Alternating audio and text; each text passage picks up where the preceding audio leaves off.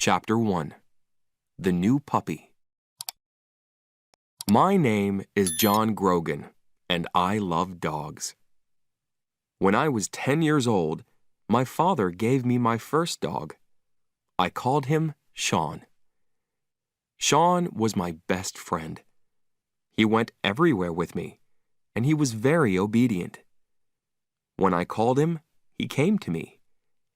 He played with me, and he walked next to me without a leash. In the car, he sat next to me quietly. After many years, Sean died. He was 14 years old. By that time, I wasn't a boy. I was a man. I had my first job. Sean was a great dog. I wanted to get another dog, but it had to be as wonderful as Sean. Some years later, I moved to Florida and married Jenny. Jenny and I had jobs with newspapers. We were very happy. We were young and in love, and life was wonderful. One day, I bought a plant for Jenny. It was very large, with beautiful white flowers. Jenny loved it. Maybe too much. Every day, she gave it water. In the end, the plant got sick and died. Some days later, I woke up early. Jenny wasn't in bed. I found her at the table with a newspaper. She had a red pen in her hand. "Jenny," I said, "what are you doing?" She showed me the newspaper. It was open at a page of ads. "Look at this, John," she said. I saw an ad with a big red line under it. Beautiful Labrador puppies, 5 weeks old. "I can't forget about that plant," Jenny said. "Why couldn't I look after a plant? I only had to give it water, but I killed it." She looked sad, but then she smiled. "I can't look after a plant, but maybe I can look after a dog. And later, maybe I'll be ready for a baby." I thought about that. Jenny and I wanted to have children one day, but we loved dogs too. Our little house was a good place for a dog. We lived near a park and near a beach, and the house had a big yard with lots of trees. "Okay," I said. I put my arms around Jenny. "Let's get a dog." So some days later, we drove to the address in the ad. The house was in the middle of some woods.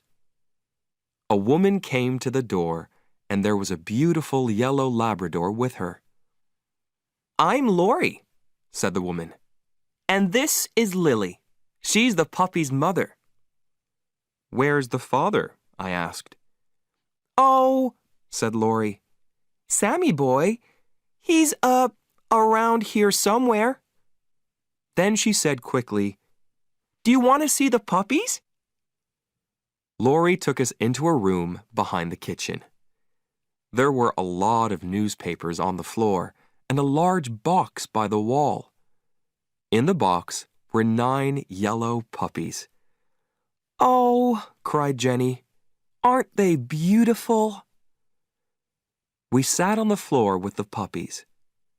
One little puppy really liked us. He climbed up our shirts and looked into our eyes. "The puppies are $375 each," said Lori. "But you can have that puppy for $350. I stood up and turned away from the puppies. Then I turned back quickly and shouted loudly. The other puppies ran away, but the little puppy ran to me and climbed over my shoes. "That's our puppy," Jenny laughed. I held him in front of my face. I looked at him, and he looked at me. He had very large brown eyes. I gave him to Jenny, and she held him too. I think he likes us, I said. We paid Lori for him. Come back for him in 3 weeks, she said. He'll be 8 weeks old, so you can take him then. We thanked Lori and said goodbye. On our way to the car, I put my arm around Jenny. Isn't it wonderful? I said. We got our dog. Yes, she said. I can't wait to bring him home. Suddenly, we heard a loud noise in the woods. Something ran out of the trees, something large and yellow. It was a big Labrador. But this dog was very different from Lily. This dog was wild and dirty. It had a crazy look in its eyes. It ran quickly past us and around the back of the house.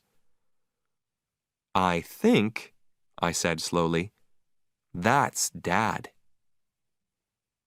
Jenny and I tried to think of a name for our puppy, but each of us liked different names. One morning, we heard a song by Bob Marley, the Jamaican singer, on the radio.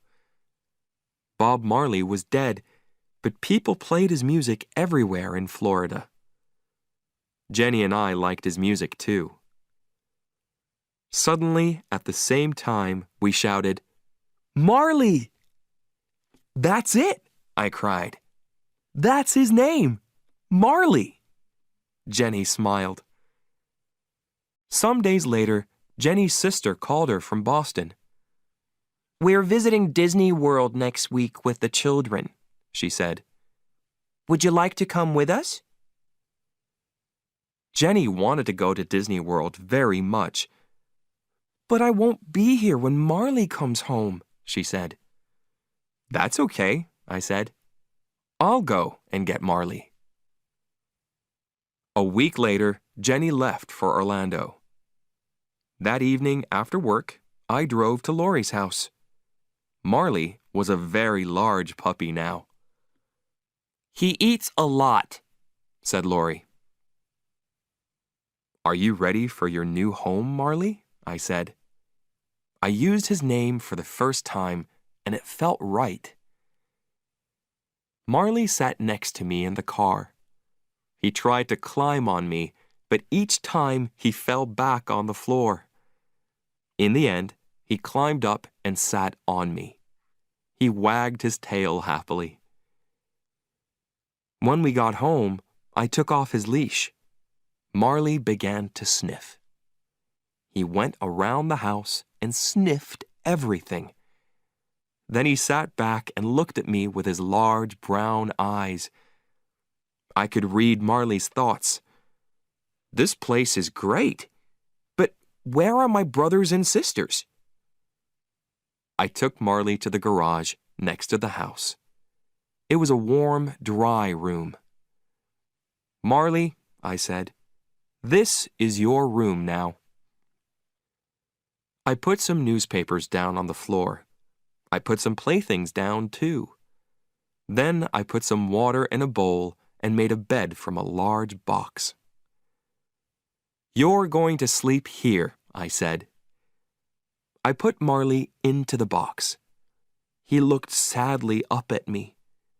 I went back into the house and closed the door. I stood and listened. I could hear nothing. Then I heard a cry, and then another cry. The cries got louder and louder. When I opened the door again, Marley stopped crying. I petted him for some time. Then I left again and closed the door. Marley started to cry again. I was very tired, so I went to my bedroom. My bedroom wasn't near the garage, but I could hear Marley's cries. I felt sorry for him. His family wasn't there. After I got into bed, I listened to Marley's cries for half an hour. Then I got up and went back to the garage. Marley stopped crying and wagged his tail. I carried his box into my bedroom and put it on the floor next to my bed. Then I got into bed and put my hand down into the box. Some minutes later, Marley was asleep. I slept too. Chapter 2. Life with Marley. For the next 3 days, I played with Marley. I lay on the floor and he climbed on me. He followed me everywhere and he tried to chew on everything. When Jenny came back from Disney World, she played with Marley too. She held him and petted him. She got up in the night and took him outside. Most of all, she gave him food. Marley ate 3 large bowls of puppy food every day. He got bigger all the time. His head and his paws were very large, and his tail was thick and heavy. When he wagged his tail, he pushed everything onto the floor, magazines and glasses and photos. Marley loved to grab things and hold them in his mouth. He grabbed things from the floor and from the dining room table. He grabbed shoes, pens, bottle tops, and many other things. "All right, what have you got this time?" I asked. When I opened his mouth, I always found something new inside. Every morning, I took Marley for a walk on the beach. Then I put him in the garage with a bowl of water and some playthings. After that, I went to work. I always said, "Be a good boy, Marley." Jenny came home at lunchtime and gave him food. In the evenings, we took Marley down to the beach again. But our walks weren't easy. Marley ran in front of us and pulled on his leash. We pulled him back, then he pulled us again. He went this way and that way, and he sniffed everything. We tried to teach Marley, "Come, stay, sit, down, no." But he didn't listen to us. He wasn't obedient. He was like an excited child. But every day he got bigger and stronger. "I killed the plant, but I'm good with Marley," Jenny said happily. One day, Jenny invited a friend to our house. Her friend brought her old dog Buddy with her. Buddy and Marley ran and played. Then they were tired, so they lay down in the yard. Some days later, Jenny was with Marley when she said, "Come and look at this, John." I looked and I saw something small and black in Marley's fur. "Oh no," I said. "Marley has fleas." They were on his paws, inside his ears, and under his tail. "Buddy had fleas and he gave them to Marley," said Jenny angrily. She ran out and got into her car. Half an hour later, she came back with bags of chemicals. First, she washed Marley's fur with the chemicals. Then, she put him in the garage and cleaned the house carefully. I cleaned the yard. Every day after that, we looked in Marley's fur, but we couldn't see any more fleas. Some weeks later, Jenny said, "John, I'm going to have a baby." "That's wonderful," I said. I was very happy. We were ready for a baby now. Then Jenny said, "But will those chemicals be a problem?" "What chemicals?" I asked. "What do you mean?" "Don't you remember? I used very strong chemicals when Marley had fleas. They can't be good for a baby," she said. She talked to her doctor about the chemicals. "It's all right, Jenny," he said. "Everything will be okay." Jenny got up early every day and took Marley for a walk. She ate lots of fruits and vegetables, After 10 weeks, she and I saw the doctor again. "Would you like to see your baby?" he asked. "Yes, please," we said. We felt very excited. The doctor took us into a room at the back, and Jenny lay down. He moved something over Jenny. On a machine next to him, we could see something like a small gray bag, but we couldn't see a baby inside. "Is there anything in there?" asked Jenny. After a time, the doctor said quietly, "I'm very sorry, Jenny. Your baby's dead." I felt sick. I sat and held Jenny's hand. We didn't say anything for a long time. When the doctor left, I put my arms around my wife. Later, I took her home. She was very quiet in the car. Her eyes were red, but she didn't cry. Back home, Jenny went into the dining room and sat down quietly on a chair. I got Marley from the garage. He was very excited. He jumped up and wagged his tail. He wanted to play. "Not today, Marley," I said, sadly. Marley ran into the yard. He came back into the house and drank water from his bowl.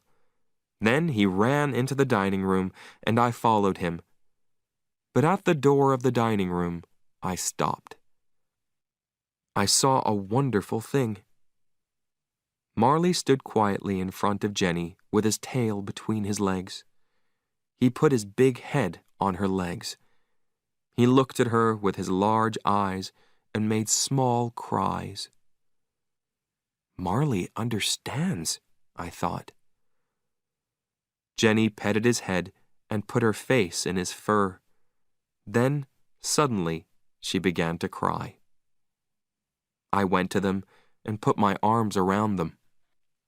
The three of us stayed there for a long time, Jenny, Marley, and me. Chapter 3. The Obedience Class. When Marley was 6 months old, Dr. J, the animal doctor, told us about an obedience class. We loved Marley very much, but he wasn't an obedient dog. Every day he got bigger and stronger, and he didn't listen to us. He jumped up on us. He grabbed things in the house and chewed them. When I bought flowers for Jenny, Marley ate them. We met the teacher of the obedience class. She had a cold face, and she didn't smile. "There are no bad dogs," she said, "but there are some very weak people." The class was every Tuesday evening. We put Marley into the car and drove to the first class. When Marley saw the other dogs, he got very excited. A party! He jumped out of the car. I ran after him, but I couldn't catch him. Marley sniffed every dog before I caught his leash. "Take that dog back to his place in the line," said the teacher. "Who is going to be his boss, you or your wife?" "I am," I said. "Me too," said Jenny. "No," said the teacher. "A dog can only have one boss." "Okay," said Jenny. "I'll do it." The other dogs sat quietly in a line. Jenny took Marley to his place. I stood and watched. Suddenly, Marley saw another dog at the end of the line. That dog looked interesting. He started to pull Jenny. She tried to stop him, but she couldn't. Marley was stronger than Jenny, so he pulled her to the other dog. Then he sniffed around it. "That dog thinks he's the boss," said the teacher coldly. She started to teach the class, "Sit," and "Down." Sit, Jenny told Marley. But Marley didn't want to sit. He jumped up and put his paws on Jenny. After the class, the teacher said, "You have to be strong with that animal. You're the boss. Show him that." When we got home, Jenny said, "You can take Marley to the class next week." The next Tuesday, Marley and I went back to the class. Jenny stayed at home. In the car, I said to Marley, "I'm the boss. You're not the boss. I'm the boss. Do you understand?" But Marley only looked at me and wagged his tail. Then he tried to chew my hands. In this lesson, the dogs had to walk quietly next to us. It was a very important lesson for Marley. When he went for a walk with Jenny and me, he always pulled us. The teacher gave us chains. "Put the chain over your dog's head," she said. "When he pulls you, pull him back with it. It will hurt him, so he'll stop pulling." I tried to put the chain over Marley's head, but Marley, of course, got very excited. A new game! He grabbed the chain with his teeth. I tried again, but each time, Marley grabbed it. In the end, I got the chain over Marley's head and started to walk with him. When Marley pulled in front of me, I pulled him back with the chain, but then he pulled away again. "Here," said the teacher. "I'll show you." She took Marley's leash and started to walk with him. Marley pulled the chain, and the teacher pulled him back. But then Marley pulled the chain again. This new game was great. Then Marley saw me. He started to run to me, and he pulled the teacher after him. Marley was bigger and stronger than the teacher, so she couldn't stop him. She was very angry. After the class, the teacher said, "Your dog isn't ready for this class. He's too young. You can bring him back in 6 or 8 months." "Are you telling us that we have to leave the class?" I said.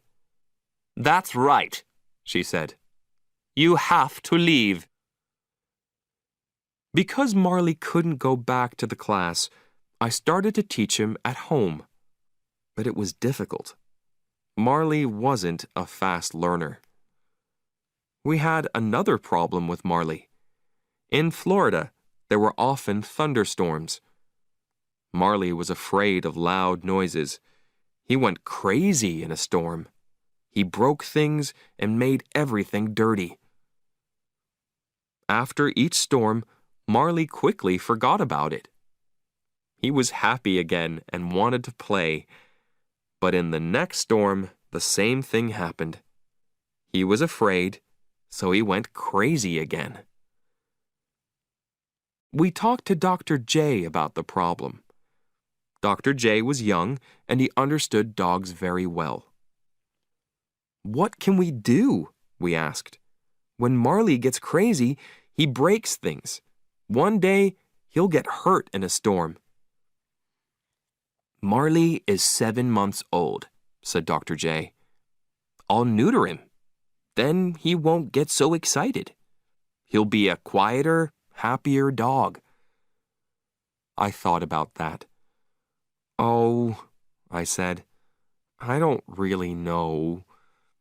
"Yes," said Jenny. "That's a great idea." "Bring Marley here on your way to work," said Dr. J. "It doesn't take long. He'll be ready by the afternoon. You can get him again on your way home." A week later, we took Marley to Dr. J. Marley ran from the house and jumped into the car. He was very happy. He loved to go out with Jenny and me, his 2 best friends. Jenny drove, and I sat next to her with Marley. He pushed at the window with his nose. He wanted to sniff outside the car. I opened the window and Marley put his nose outside. "I feel sorry for Marley," I said to Jenny. Then I looked at him. His front paws were out of the window. "John," said Jenny, "what's Marley doing? Please be careful." "He's fine," I said. "He only wants to put his head outside." Marley put his head out of the window. Then, suddenly, he pushed his front legs out, too. He tried to jump down on the road, but the road was very busy with cars. "John!" shouted Jenny. "Hold him!" Jenny tried to stop the car, but she couldn't. The other cars drove around us very fast. It was very dangerous. Now, Marley's front paws were down on the road. He ran next to the car. I grabbed him by his tail, and Jenny stopped the car. "Now what?" I shouted. I couldn't pull Marley back into the car. I couldn't open the door. I couldn't get my other arm out. And there were cars all around us.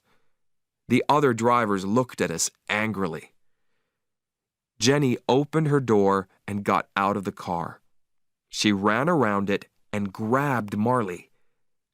I opened my door and got out too.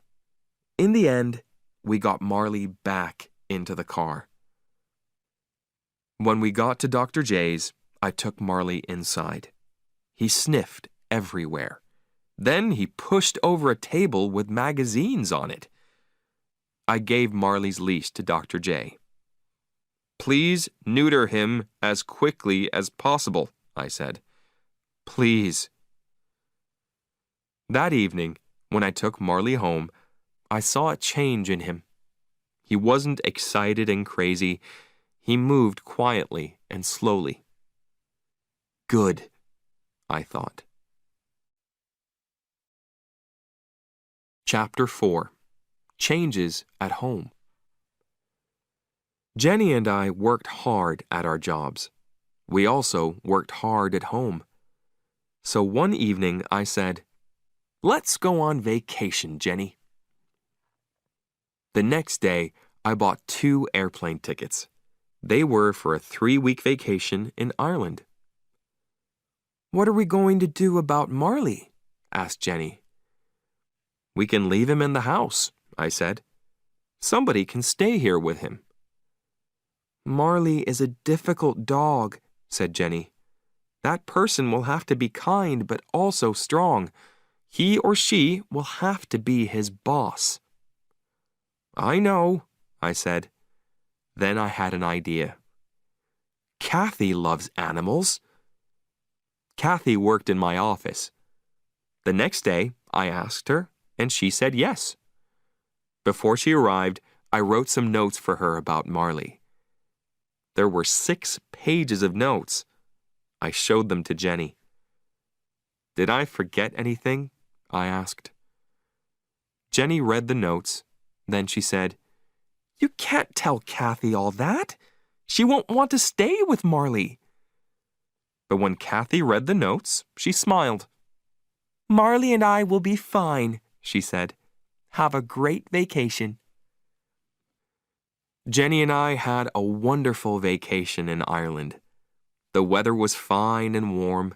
We drove on small country roads and walked by the ocean. At night, we stayed in the houses of Irish families. We forgot about our jobs in Florida. When we arrived home, Marley ran outside to us. Kathy stood at the door. She looked very tired. Her bag was next to her. "I'm sorry," she said, "but Marley broke a lot of things in the house. He wasn't obedient, and he didn't listen to me." We thanked Kathy, but she wanted to leave very quickly. I turned to Marley. "All right, Marley," I said. "Tomorrow, you're going to learn about obedience." The next morning, Jenny and I went back to work. But first, I put the chain around Marley's neck and took him for a walk. Marley started to pull me. "Sit, Marley," I said. Marley sat. "Okay, let's try that again," I said. We started to walk, and Marley pulled me again. I made the chain very short and pulled him back. It hurt him, but it was the only way. In the end, he learned his lesson. He walked next to me and didn't pull me. I felt very happy. "Good, Marley," I said. "I'm the boss." Some days later, Jenny called me at the office. "John," she said, "I went to see the doctor. I'm going to have a baby." This time, Jenny and I were very careful, and we put away every chemical in the house. Jenny looked well. She got up early each morning and took Marley for a walk by the ocean. When we went to the doctor, we saw our baby on the machine. But I didn't forget about Marley. I worked with him every day. Marley was more obedient now, but he didn't listen to me all the time. He came when I called him, sometimes. In our yard, we had a fruit tree. Marley loved eating fruit, but it went through him quickly. His poop was everywhere in the yard. He ate a lot of other things, too. These went through him and came out in his poop: toys, pens, and bottle tops. I bought Jenny a beautiful chain for her birthday. She loved it, and she put it around her neck. But some hours later, she cried, "My chain! Where is it? Maybe I didn't put it on right." "We didn't go outside," I said. "So it's here in the house." We looked in every room, but we couldn't find the chain. Suddenly, Jenny said, "What's that in Marley's mouth?" I saw the end of a thin chain. "Oh, no!" I cried. "Okay, Marley, it's all right. Come here now. Please give us the chain." But Marley only looked at us. Suddenly, he threw his head back. "He's eating the chain!" cried Jenny. I opened his mouth and pushed my hand down, but I couldn't find the chain. "We'll have to wait," I said. "The chain will go through Marley and come out in his poop." I gave Marley lots of fruit. We waited for 3 days. I followed Marley everywhere. When he pooped, I looked for the chain, but it wasn't there. On the 4th day, I found it. After I washed it, it was very clean. It had a beautiful shine. "That's wonderful," Jenny said. "It shines better than before." Jenny wore that chain for years. When I saw it, I always thought of Marley. Our son was born in St. Mary's Hospital in Palm Beach. We called him Patrick, an Irish name. "Things are going to change at home for Marley now," said Jenny. "Maybe he won't like the changes." I brought Jenny and Patrick home from the hospital. Patrick was asleep, and we put him on our bed. Then we went to the garage and brought Marley into the house. He followed Jenny into the bedroom, but he didn't see Patrick on the bed. Then Patrick made a small noise, and Marley's ears went up. Where did that noise come from? Patrick made another noise. Marley held up a paw, and Jenny and I watched him. What's Marley going to do? I thought. Marley jumped up onto the bed. I pulled him back quickly and held him. Patrick's eyes were very wide. But Marley didn't want to hurt Patrick. He sniffed all around him. Now Marley had a new best friend. When he was near Patrick, he wasn't wild and crazy. At night, he slept under Patrick's bed. 6 months later, Patrick started to move around. Marley lay on the floor, and Patrick climbed over him. Sometimes Patrick pulled Marley's fur, but Marley lay quietly and didn't move. We were parents now, and we were happy. We had our wonderful baby. We had our dog. We had our house by the ocean. Life was good. Then, when Patrick was 9 months old, Jenny said, "I'm going to have another baby." Chapter 5. Difficult Days. Sometimes, bad things happened in our street. One night in October, Jenny and I were in bed. Marley lay on the floor next to me. Suddenly, I heard a cry, the cry of a girl. It came from the street outside. I felt afraid, but I jumped out of bed. "Come with me, Marley," I said. "Please, John, don't go out there," said Jenny.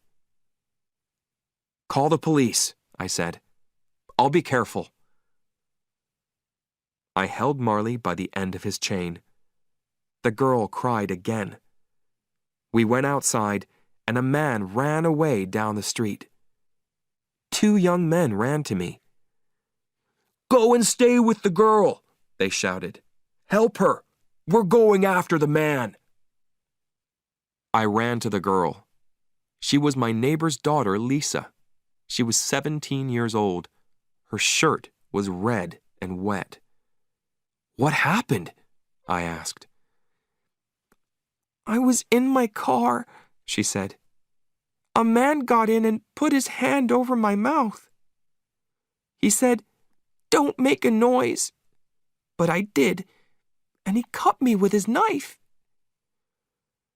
I held Lisa in my arms. "It's going to be all right," I said. But I didn't really think that. Lisa's face was gray, and she was very weak. I looked at Marley. He stood and looked down the street. He looked strong and ready for a fight. Nobody could get past him. Some minutes later, the police arrived with doctors, and they took Lisa away. A policeman asked me questions. Then I went home with Marley. Jenny met us at the door. "Marley was a different dog tonight," I said. "Nothing can hurt us when he's with us." I looked at Marley. "You did well tonight," I said. Lisa didn't die. She got well again.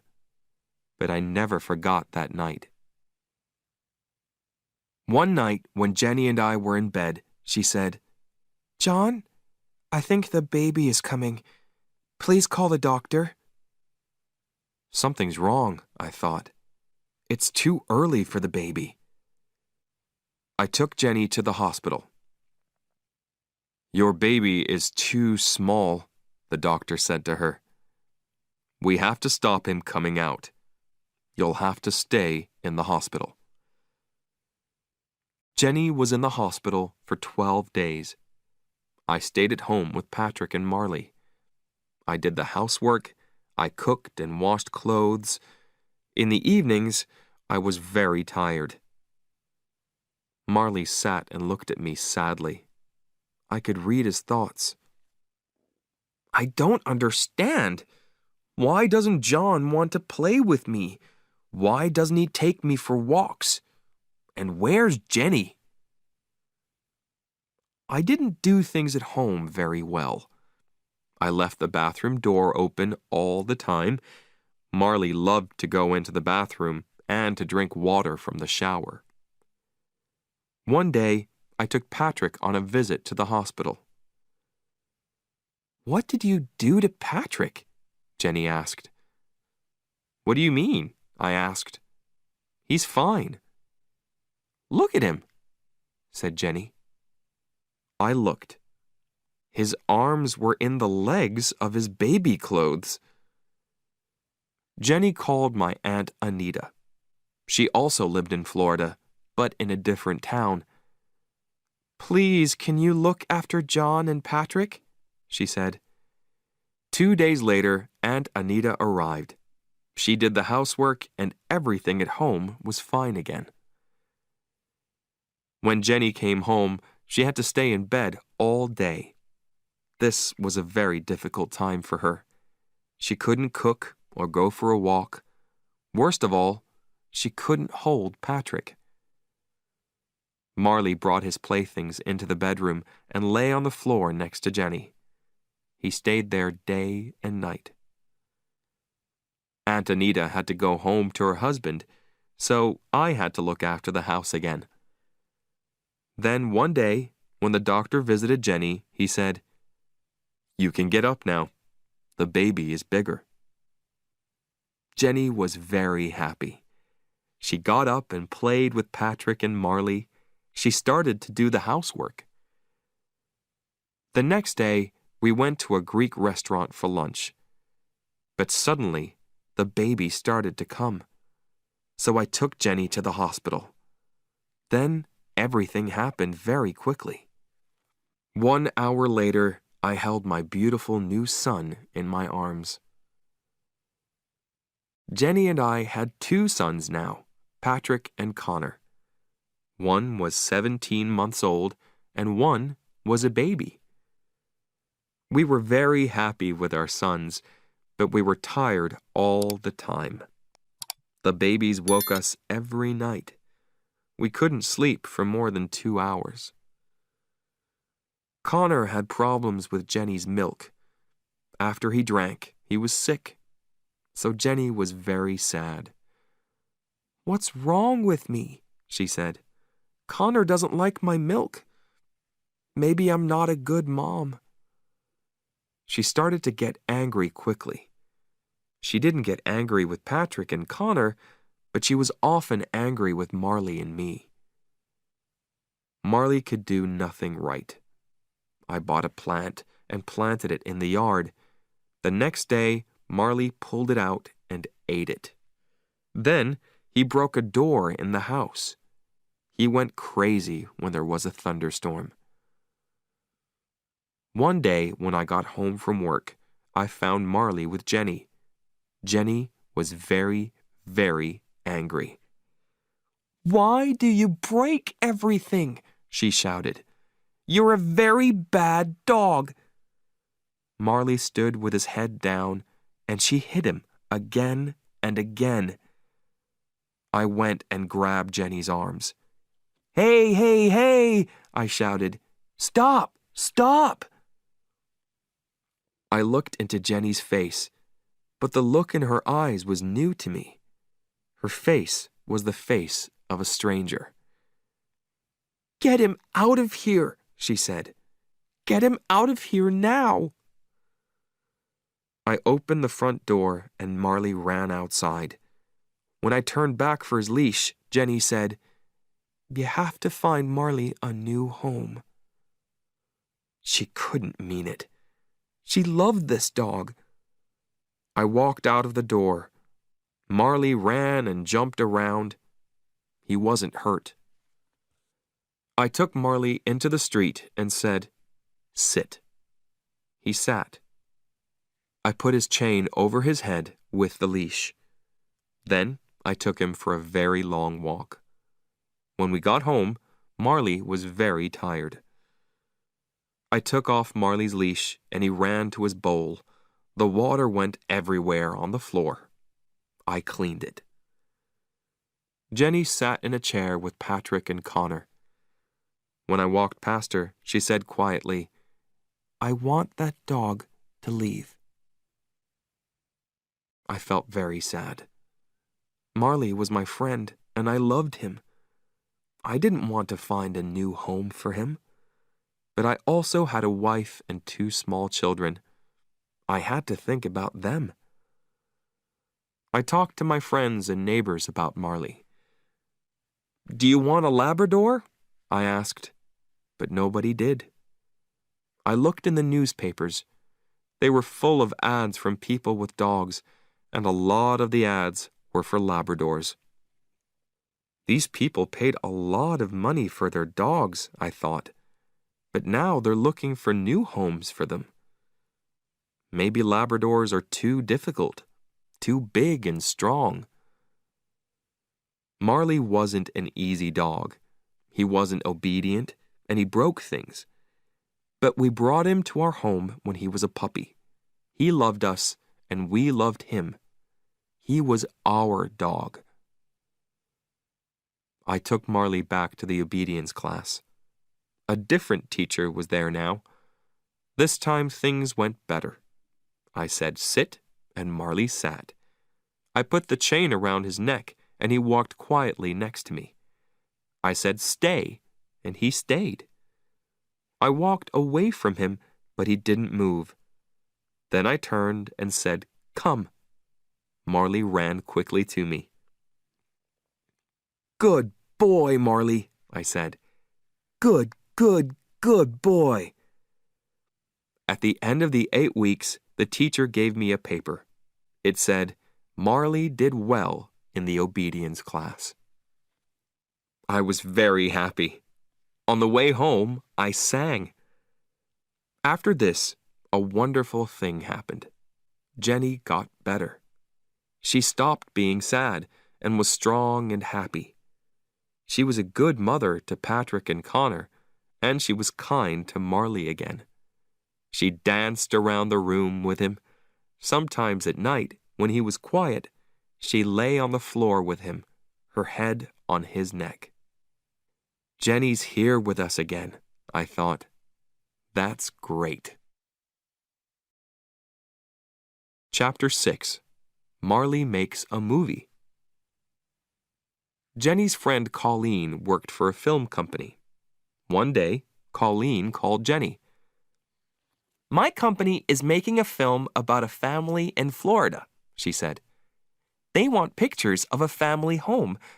Can I come and take some pictures of your house?" Colleen came and took photos of our home and the children, and of Marley too. She showed them to her boss, Bob Goss. Some days later, Jenny called me at work. "Bob Goss is making a movie about a family with a dog," she said excitedly. "So he's looking for a dog, a big family dog.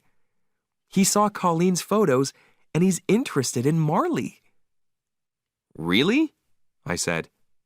"You mean Marley? Our Marley?" The next day, Colleen came to our house and took Marley to her boss.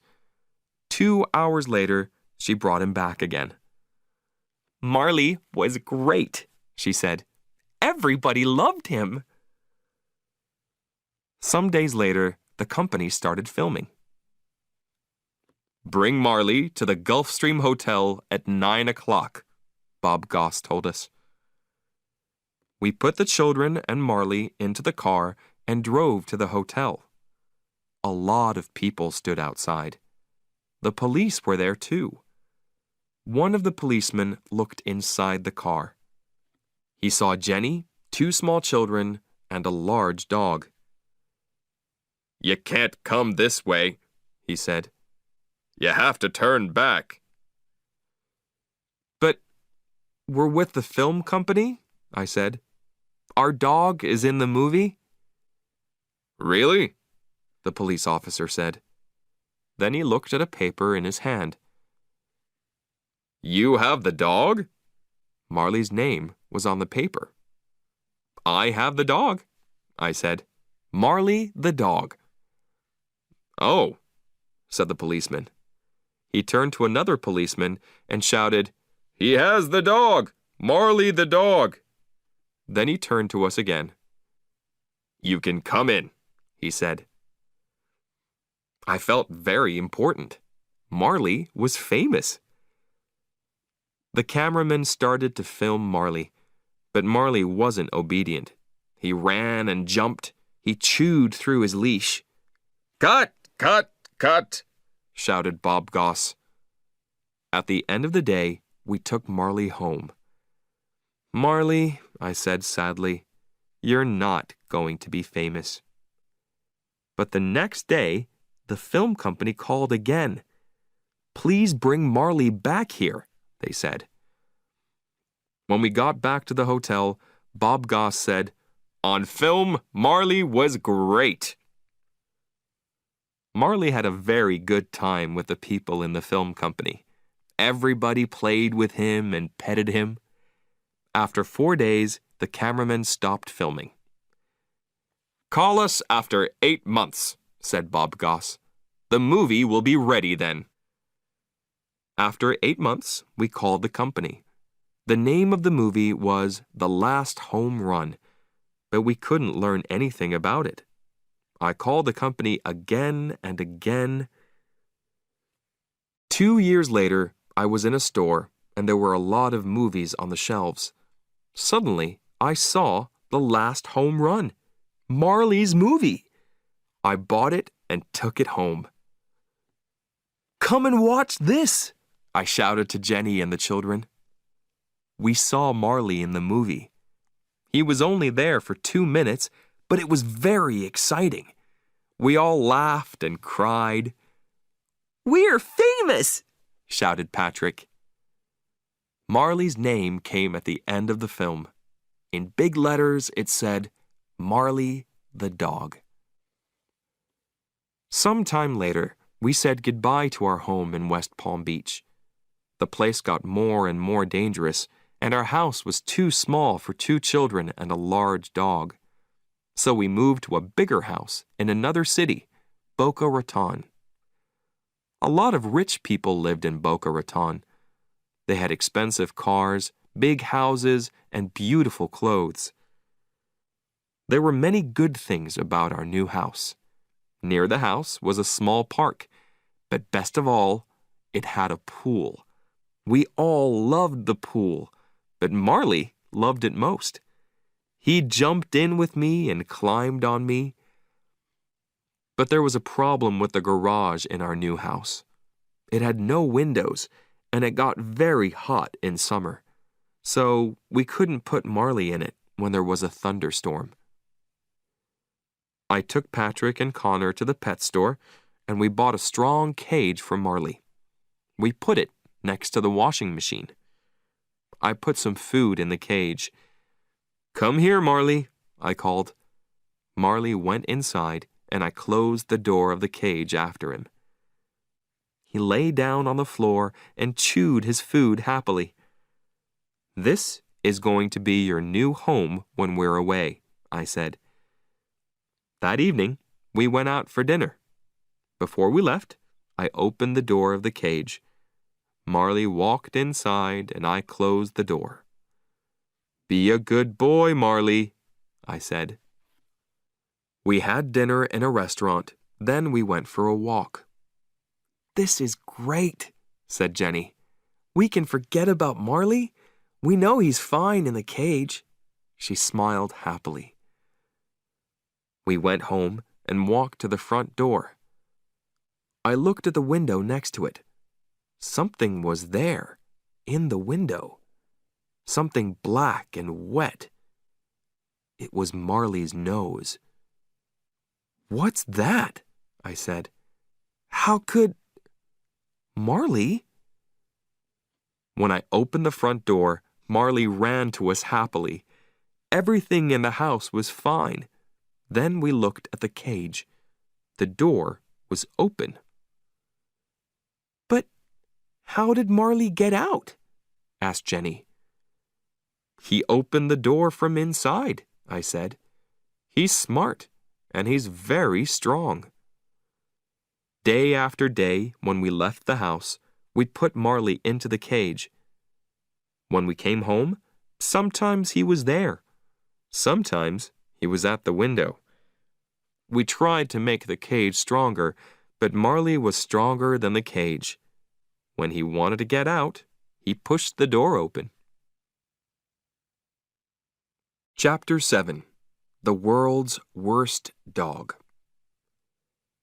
Many people in Boca Raton had dogs, but their dogs were very different from Marley. Most of these dogs were very, very small. Rich women carried them in their handbags and took them into expensive stores and in their fast cars. Marley wanted very much to be friends with these small dogs, but the dogs didn't want to be friends with Marley. The weather in Boca Raton was very good, so lots of restaurants had tables and chairs outside. Customers brought their dogs with them to the restaurants. People ate their food or drank coffee, and their dogs lay quietly on the ground. One Sunday afternoon, we went out for lunch. We parked our car and walked up and down the street. Many other people were out with their dogs too. Marley walked next to me on his leash. We found a restaurant and sat down outside. I put Marley's leash around one of the legs of the strong, heavy table. The waiter came and we asked for some drinks. Then Jenny held up her glass happily. "To a beautiful day with my beautiful family," she said.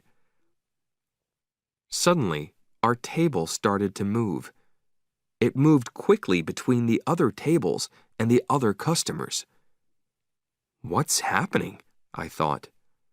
Then I saw a small white dog across the street. "Marley's going to that dog," I shouted. "We have to stop him." We jumped up and ran after Marley and the table. "Sorry, sorry, sorry," we shouted to the other customers. I ran and grabbed the table. Jenny grabbed it too. We held it and it stopped moving. I turned around and saw the faces of the other customers. Everybody looked at us with their mouths open. We carried the table back to its place and a waiter came. "I'll get some more drinks for you," he said. "No," said Jenny. "We'll pay for our drinks and leave." Jenny and I had another baby. This time it was a girl, and we named her Colleen. When Colleen was 2 months old, I had my 40th birthday. I wanted to do something exciting on my birthday, but it was a very quiet day.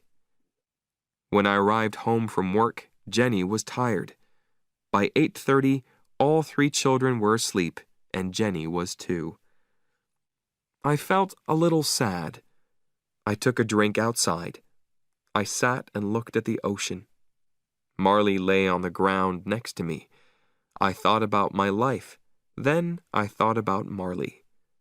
He wasn't a puppy now. He was 6 years old. But he loved life, and he was very happy. "Marley," I said, "it's only you and me tonight." I held up my glass. "We're not young, but we're having a good time." Some days later, my friend Jim called me. "Let's go out for a drink on Saturday," he said. Jim came for me at 6 o'clock, and we went out to a bar. We talked and laughed.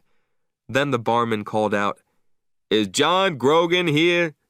There's a phone call for John Grogan." It was Jenny. "The baby's crying," she said. "Can you come and help me?" "I'll take you home," Jim said. When we turned into my street, I saw a lot of cars. "Somebody's having a party," I said. Jim stopped the car outside my house, and I invited him inside. Then, suddenly, the front door opened. Jenny stood there with Colleen in her arms. She had a big smile on her face. I looked into the yard. There were lots of people around the pool. My friends and neighbors. "Happy birthday, John!" they shouted. I wanted to take Marley to the beach. You couldn't take pets onto most beaches in South Florida, but one small beach was different. Everybody called it Dog Beach. On Dog Beach, dogs could run freely. They didn't have to be on a leash. One morning in June, I took Marley to Dog Beach. There were lots of people with dogs, but the dogs were on leashes. "What happened?" I asked a man. "The police came," the man said. "We have to use a leash." So I walked Marley on his leash, but I felt sorry for him. After our walk, I gave Marley a bowl of water. Then a man arrived with a big black dog. It looked dangerous. "Don't be afraid of him," said the man. "This is Killer, but he's very friendly. He doesn't fight other dogs." I told the man about the police. "That's stupid," he shouted. "This is Dog Beach." He took off Killer's leash, and Killer ran into the water. Marley looked at Killer, and then he looked at me. I could read his thoughts. "Please, please, please, I'll be good." I looked around the beach. I couldn't see any policemen. I took off Marley's leash, and he ran into the ocean after Killer. Marley and Killer played happily in the water. Other people watched them. Then they took off their dogs' leashes too. The dogs ran into the water. But then Marley started to drink from the ocean. "Stop that, Marley!" I cried. "You'll be sick!" But Marley didn't listen to me, and he didn't stop drinking. Then he started to turn around in the water. "Oh no," I thought. I ran into the water. But it was too late. Marley pooped everywhere. "Hey!" somebody shouted angrily. "Get your dog!" "Marley, no!" I shouted. I could feel everybody's eyes on me and on Marley. "No, Marley, no! No! No! No!"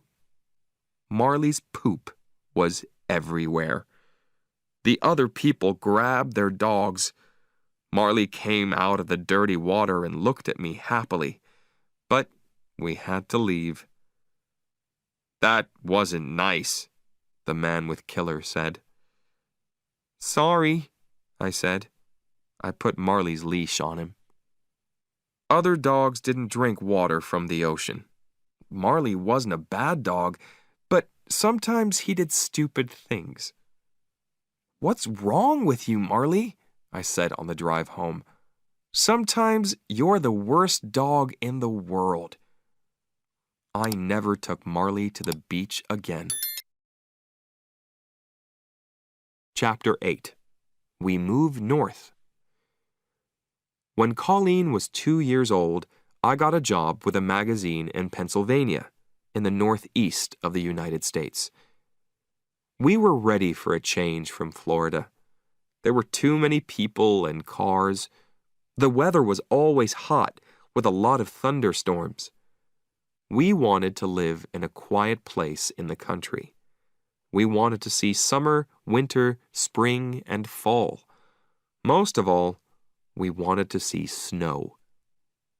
Our new home was very beautiful. There was a small river near our house, and there were woods all around it. Marley was very happy. He loved playing in the woods and running after small animals. 3 weeks after New Year, it snowed. The children were very excited because it was their first time. We put on warm jackets and ran outside. Marley followed us. Marley was very funny in the snow. He fell down all the time. Snow lay on his fur and his face. I could only see a black nose and 2 brown eyes. I could read his thoughts. "I don't understand. What's this? It feels so cold and wet." But then Marley jumped up again. He ran around the yard and jumped through the snow. The children laughed happily, and Marley was happy too. We had a great time. It was almost the end of our first winter in Pennsylvania. We were very happy in our new house. But Marley was 9 years old now. He moved more slowly, and he slept for most of the day. Sometimes, when I took him for a walk, he got very tired. His fur in many places was gray, not yellow. Life with Marley wasn't easy. He cost us a lot of money.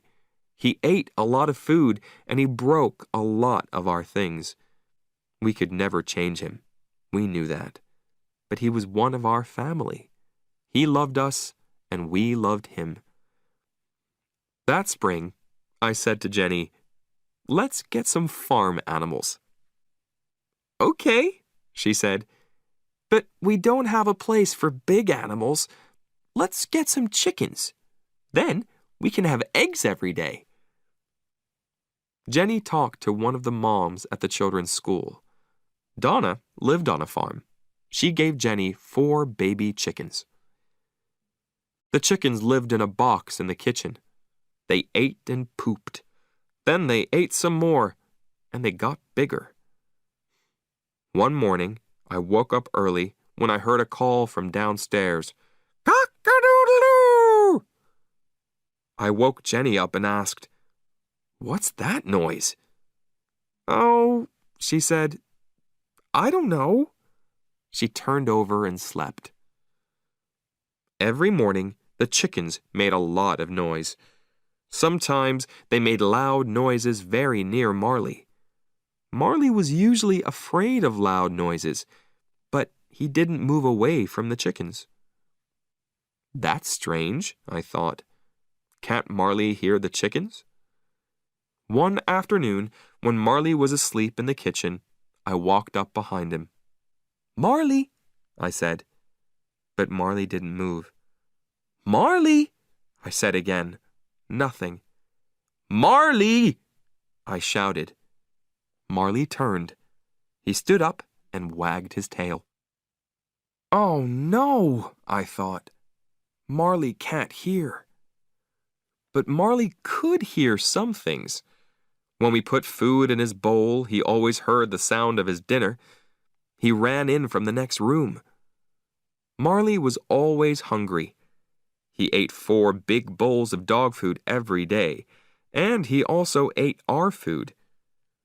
Labradors are big dogs, and Marley was a very large Labrador, but he never got fat. One day, I came home from work early, and I went into the kitchen. Marley was there. He didn't see me, and he didn't hear me. There was a sandwich on the kitchen table. Marley stood up and put his paws on the table. Then he ate the sandwich. "What are you doing, Marley?" I asked. "You are a bad dog." But he didn't hear me. He ate the sandwich happily. I put my hand on Marley's fur, and he jumped. When he saw me, he lay down on the floor. He looked up at me, and I started to laugh. I couldn't be angry with Marley. He was old now, and he couldn't hear. I couldn't change him. The chickens weren't afraid of Marley, and he never tried to catch them. They walked around the yard, and Marley went with them. Chapter 9. Marley Gets Older. Jenny and I had a good life. Our children were young. We felt young too. But when we looked at Marley, we saw many changes. The years went past, and he was 12 years old. By this time, he couldn't hear anything. His fur was gray. His teeth were brown. Late one night, I took Marley outside for his walk before bed. It was winter, and there was a cold rain. I went back into the house for my jacket. When I came out again, Marley wasn't there. I looked for him everywhere, but I couldn't find him. I went back inside. Then I walked upstairs and woke up Jenny. "I can't find Marley," I said. "He's out there in the rain." Jenny pulled on her jeans and shoes, and we went outside again. I walked slowly through the woods and called for Marley. Jenny went a different way. We were very wet and cold. "Let's go home and get warm," I said. "I'll get the car and come out again." We walked back to our house. Suddenly, we saw Marley. He stood outside the house, out of the rain. When he saw us, he was very happy. I felt angry with him, but then I was happy too. I brought him inside and dried him. Marley was very tired. He went to sleep and woke up at noon the next day. Marley couldn't see well now. His fur started to fall out too. Jenny cleaned the house every day, but his hairs were everywhere. But Marley's biggest problem was his hips. They hurt him a lot, and he couldn't move quickly. He couldn't climb the stairs easily, but he tried to follow us everywhere. Marley had good days and bad days. One spring evening, I took him for a short walk around the yard. The night was cold, and there was a light wind. I ran, and Marley ran with me. "Marley," I said, "you're a puppy again." We ran back to the house. There were 2 small stairs in front of the door. When Marley tried to climb the stairs, he fell down. He lay on the stairs and looked sadly up at me. Marley was too heavy for me. I couldn't carry him, so I had to push him up the stairs. Then he stood up and went into the house. When I looked at Marley, I thought, we only have one life, and it can change very quickly. I enjoyed my job on the magazine, but I really wanted to work for a newspaper again. Newspapers were more exciting, and I liked writing about big stories. I also liked getting letters and calls from readers. A friend told me about a job on the Philadelphia Inquirer. This was one of the best newspapers in the United States. I wrote to the newspaper, and I got the job. I was very happy. In the summer, Jenny visited her sister in Boston. She took the children with her. I didn't go because I was busy with my new job. Every day, I was away from home for 10 or 12 hours, so we took Marley to a vacation home for dogs. Some days later, an animal doctor called me from the home. "I'm sorry," she said, "but Marley's very sick. When he saw the other dogs, he got very excited. He ate his food too quickly. Then he had a bad problem with his stomach, and he almost died. He's a little better now, but it will happen again." "Oh," I said. "What are you saying?" "Do you want us to help end Marley's life?" she said. "I'm sorry." "Oh," I said. I couldn't think. "I have to talk to my wife." I called Jenny in Boston, and we had a long conversation about Marley. In the end, Jenny said, "The doctor's right. We have to do the best thing for Marley." I called the doctor back. "Yes, Marley's a very old dog," I said. "Life isn't so good for him now. He doesn't have many teeth, and he can't hear. His hips hurt him too." "Yes," she said. "Maybe we have to put him to sleep, but I'll call you again in an hour." When the doctor called again, she said, "Marley's a very sick dog, but he isn't getting worse." The next morning, she called again. "We can wait," she said. "Marley's eating. You can take him home tomorrow." I was very happy. The next evening after work, I went to the dog's home. Marley was very thin and weak. I thanked the doctor. "Everybody here loves Marley," she said. One of the workers helped me put Marley into the car. Then I drove him home. He couldn't climb the stairs to the bedroom, and I didn't want to leave him. So that night, I put a sleeping bag on the floor and lay down next to him. "Tomorrow, Jenny and the children are coming back," I said. "But tonight, Marley, it's only you and me." I thought about my first night with Marley when he was a small puppy. That night, he cried for his mother, and then he slept in a box next to my bed. Now, 13 years later, here we were again. I put out my hand and petted him. In the next weeks, Marley got a little better. A lot of the time, he lay on the floor in the family room, asleep in the sun. But one morning when I was in the bedroom, I heard a noise. Then Connor shouted, "Help! Marley fell down the stairs!" Marley lay at the bottom of the stairs. Jenny and I ran to him, but then he got up and walked away. Marley had a bad fall, I told the children. But he's okay. But Marley was hurt. When I got home from work that evening, he couldn't move. When he saw me, he tried to get up, but he fell down again on the floor. "I don't think Marley can go upstairs again," I said. But I was wrong. The next day, I was upstairs at my computer in my bedroom when I heard a sound. I turned around. Marley stood at the bedroom door. "Marley," I said, "what are you doing here?" I went to him and petted him. Then I looked into his eyes. "Marley," I said, "you're going to tell me when it's time, right?" Chapter 10. A Great Dog. Winter arrived early that year. The children waited for the snow. Can Marley live through another winter? I thought. Jenny and I took the children to Disney World in Florida. It was their first Christmas away from home, and they were very excited. Jenny took Marley to the animal doctor's office. They gave him a home there and watched him carefully. We had a great family vacation, but on the way home, somebody called us from the doctor's office. "Marley's very tired," she said, "and his hips are really hurting him."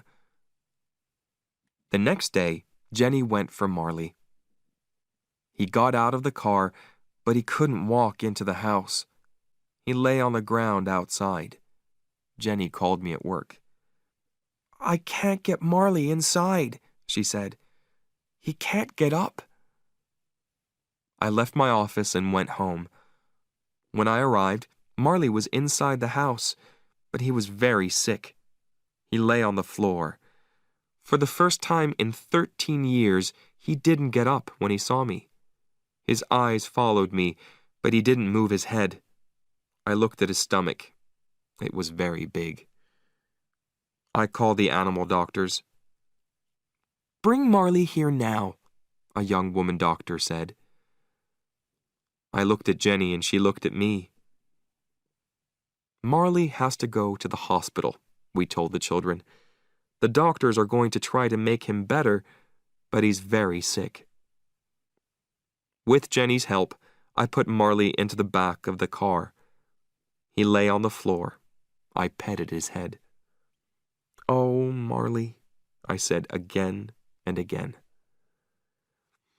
At the hospital, I helped him out of the car and took him inside. The young doctor took him away. Then she came back and showed me some pictures of the inside of Marley's stomach. "I'm very sorry," she said quietly. "We can't do anything for Marley now." "I understand," I said. "Please, can I say goodbye to him?" "Yes, of course," she said. "Have as much time with him as you want." Marley was asleep. I got down next to him and ran my fingers through his fur. I held up each ear in my hands. I opened his mouth and looked at his teeth. Then I held up his front paw. "I want you to understand something, Marley," I said. "Sometimes we called you the world's worst dog. But you're not. We never told you this before. But you're a great dog, Marley. A great dog. I sat with Marley for a long time. Then I called the doctor. I'm ready now, I said. I held Marley's head and the doctor gave Marley something. It didn't hurt him. He died quietly. I want to take Marley home, I said. 2 people brought a large black bag out to my car. Then I thanked the doctor and drove away. When I got home, the children were in bed. I put my arms around Jenny and we cried for a long time. Later, we went outside. We took the black bag out of the car and put it into the garage. Next morning, Jenny told the children about Marley. They were very sad and started to cry. It's okay, I said. When you have a dog, this always happens. Dogs don't live as long as people. Connor made a picture and wrote a letter for Marley. To Marley, I loved you all my life. You were always there when I wanted you. Your brother, Connor Richard Grogan. Colleen made a picture of a girl with a big yellow dog. She wrote under the picture, I will never forget you, Marley. I found a very good place for Marley, in the ground under 2 big fruit trees. I put the black bag in the ground, and Jenny and the children watched. After I finished, everybody said, We love you, Marley. Then we went back to the kitchen and told stories about Marley. Sometimes we laughed, and sometimes we cried. The next days were very difficult. The house was very quiet. When I came home at night, there was no Marley. Jenny cleaned the house, but his fur was everywhere. One morning, when I put on my shoes, I found some of Marley's fur inside them. Marley was my dog for 13 years. He wasn't an obedient dog, but he was important in my life. I wanted to tell other people about him, so I wrote about him in my newspaper. Nobody called Marley a great dog, or a good dog. He was wild and crazy. He had to leave obedience school. He chewed things, and he wasn't very intelligent. But he understood people's feelings, and he was very good with children. A person can learn a lot from a dog. Because of him, I listened to my feelings. Because of him, I enjoyed winter sunlight and the snow and a walk in the woods. Because of him, I can be a good friend. A dog can show us the important things in life. A dog isn't interested in fast cars or big houses or expensive clothes. Give a dog your love, and he will give you his. Many people read about Marley in the newspaper. Animal lovers called me and wrote to me. They wrote to me about their love for dogs. They wrote about their feelings when their dogs died. Many people wrote funny stories about their dogs. Some people wrote, Marley wasn't the worst dog in the world. My dog's the worst dog in the world. I began to feel better. I took the letters home and showed them to Jenny. She laughed too. Winter came to an end and it was spring. Our yard was full of flowers. I didn't think about Marley all the time. When I thought about him, I usually remembered the happy days. In many ways, life without a dog was easier. The house and the yard were clean. We could enjoy going out to dinner.